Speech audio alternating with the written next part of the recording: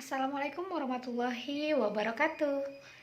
Hari ini kita akan membahas tentang tafsir, hadis, dan tasawuf. Baiklah, kita akan bahas satu persatu.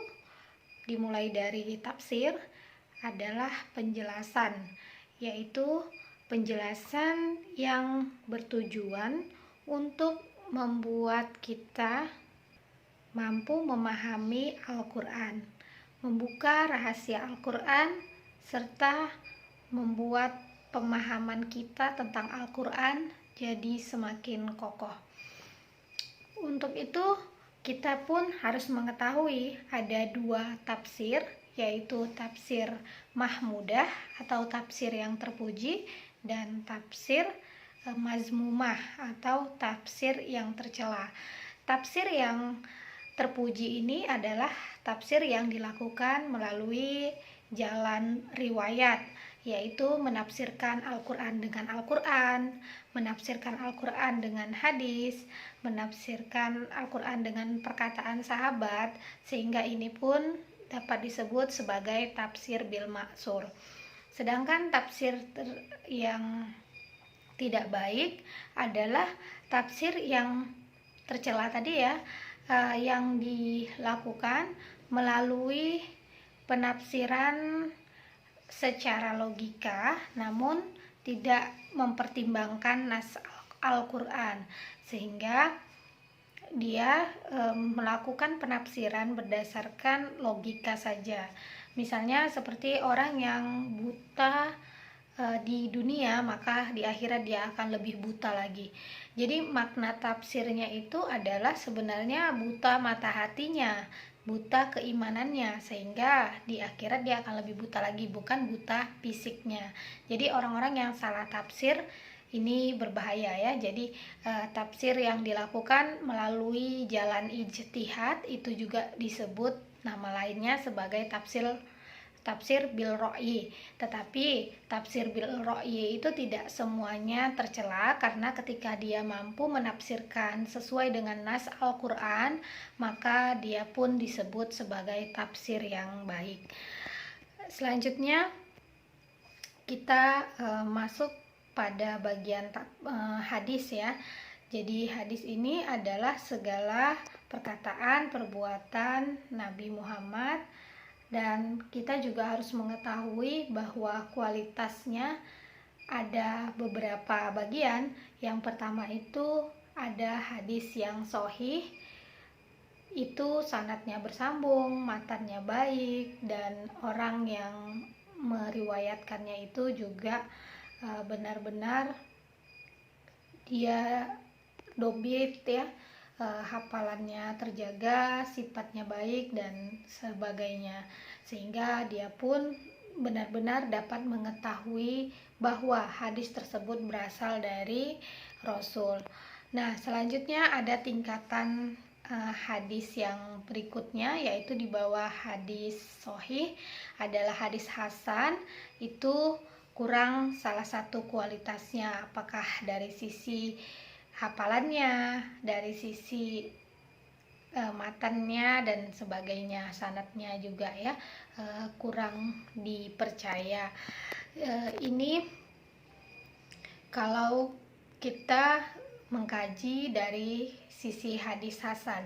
Selanjutnya ada yang di bawah hasan lagi, yaitu hadis doif. Ini benar-benar sanadnya tidak bersambung dan kualitas matan serta rawinya sangat buruk, sehingga hadis doif ini juga disebut sebagai hadis palsu.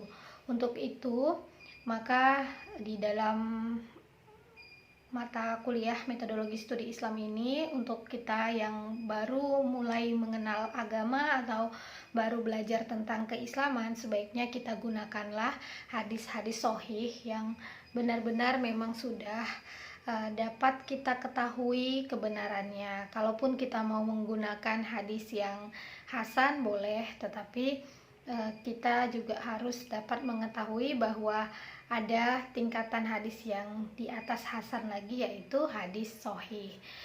Nah, selanjutnya ketika kita membahas tentang tasawuf, studi tasawuf itu adalah studi yang mempelajari tentang kehidupan para sufi.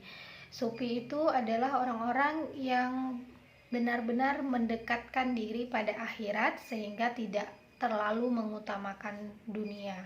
Maka panduannya adalah orang-orang yang zuhud, yaitu orang-orang yang tidak terlalu terlena dengan dunia, dan orang-orang yang sabar, tawakal. Selain itu juga orang-orang yang ridho terhadap ketentuan Allah. Tujuannya apa?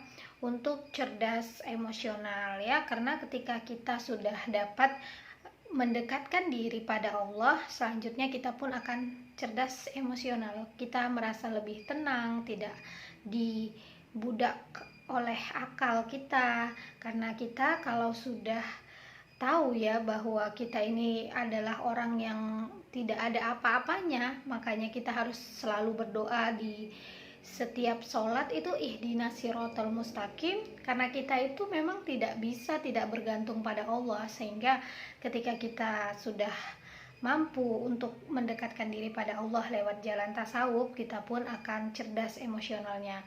Kita buang segala hal yang bisa menghambat kita untuk menjadi sosok egois, sehingga kita zikirkan titik-titik tertentu yang kira-kira membuat kita itu menjadi sosok yang memiliki sifat mazmumah atau sifat tidak baik ya. Jadi ada yang di bawah payudara kita, di sebelah kiri misalnya, di sebelah kanan itu ada fungsi-fungsi yang sebenarnya dia kalau kita sering menzikirkannya, sifat-sifat kita pun akan baik, karena di dalam kalbu kita itu ada sifat-sifat yang memang semua orang punya ya. Ada yang memiliki sifat kikir, ada yang memiliki sifat pemarah, ada yang memiliki sifat dendam, cinta dunia dan sebagainya. Tetapi kadarnya aja yang berbeda, ada yang sedikit dan ada yang banyak. Nah, untuk kita yang terlalu banyak nih tingkat kikirnya, tingkat amarahnya yang besar, maka itulah kita sering-sering berzikir mengingat Allah, sehingga kita pun dalam pikirannya itu tidak hanya mengutamakan hawa nafsu, tetapi bagaimana agar kita hanya bergantung pada Allah dan kita pun hanya melakukan sesuatu itu karena Allah, bukan karena memuaskan akal pikiran kita. Jadi untuk itu kita pun akan dapat merasakan ketenangan karena kita sudah cerdas emosionalnya. Tidak semua orang mampu cerdas emosional ya, hanya orang-orang yang mau melatih dirinya. Setelah kita cerdas emosional, tentunya kita pun akan jadi cerdas spiritual, karena hanya orang-orang yang cerdas emosional yang mampu melawan hawa nafsunya untuk malas beribadah.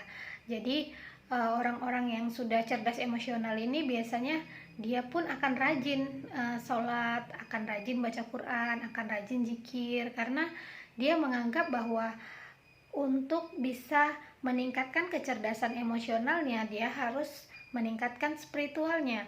Tidak bisa kita hanya sekedar melakukan rayuan pada Allah lewat asmanya, tetapi kita tidak melakukan itu dengan menjalankan perintah Allah. Salah satunya adalah yang wajib tentunya sholat 5 waktu, dan yang sunnah membaca Al-Quran. Jadi tidak cukup hanya berzikir, mengingat, tetapi kita lakukan hal-hal yang diperintahkan Allah, apakah itu sholat, baca Quran, dan yang lainnya. Nah, ketika kita sudah meningkat spiritualnya, meningkat kecerdasan emosionalnya, maka pemahaman agama kita, etos kerja kita pasti berbeda. Jadi orang-orang yang dia sudah merasakan masuk dalam dunia tasawuf ini akan beda ya, dia akan lebih bertanggung jawab, dia akan lebih merasakan hal-hal yang harus sempurna gitu dalam melakukan sesuatu. Harus ya, setidaknya bukan berarti sempurnanya itu benar-benar tidak ada cacat sedikit pun ya, tetapi berusaha untuk tidak korupsi ya. Bukan hanya korupsi uang, tetapi tidak korupsi waktu, memanfaatkan waktu, karena dalam Islam itu adalah prinsipnya bukan time is money ya, bukan waktu adalah uang, tetapi waktu adalah pedang yang suatu saat akan membunuh dirimu sendiri apabila kamu tidak dapat memanfaatkan waktu. Nah, jadi benar-benar waktu ini adalah salah satu tanda keberkahan Allah ya. Sudah berapa usia kita dan sudah apa saja yang kita dapatkan dari jumlah usia kita, itu adalah soal keberkahan waktu.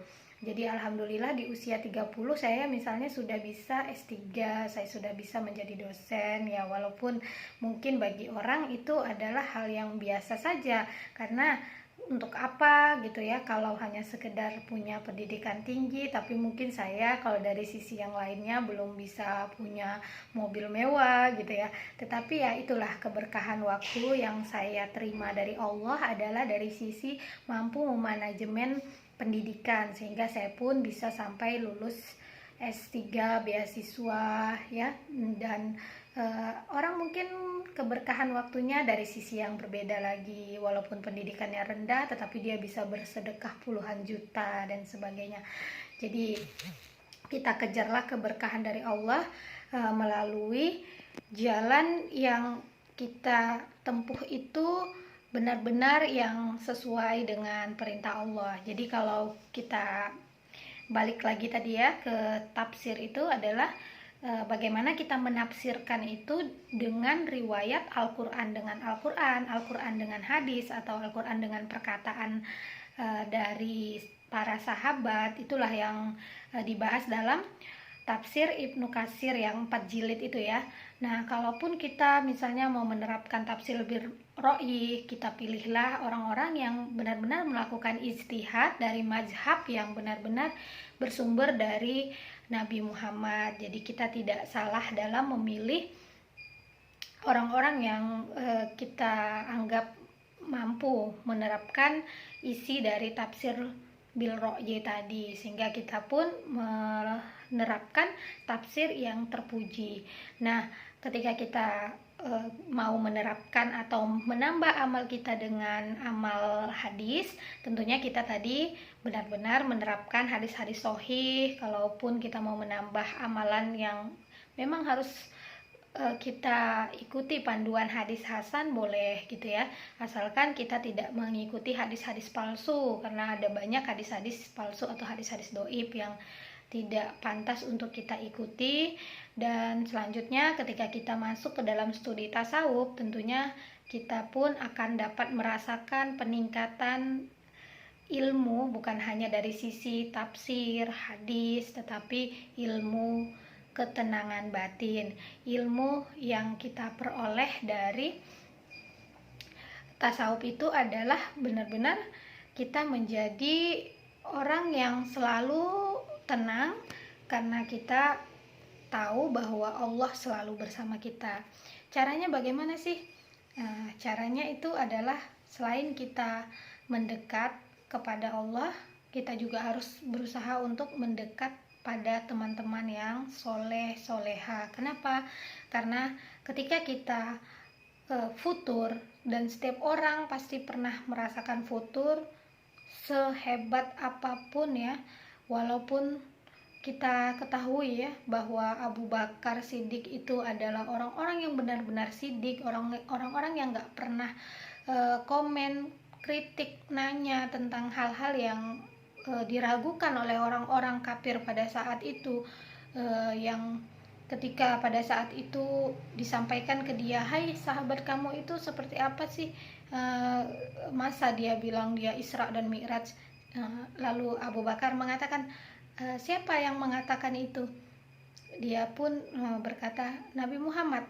Kalau Nabi Muhammad yang mengatakan, itu pasti benar katanya. Jadi dia nggak banyak mikir pakai logika, masa sih benar, gimana caranya. Dan dia benar-benar orang yang terjaga dari hal-hal yang bisa membuat dia itu ragu pada kebesaran Allah dan pada Nabi.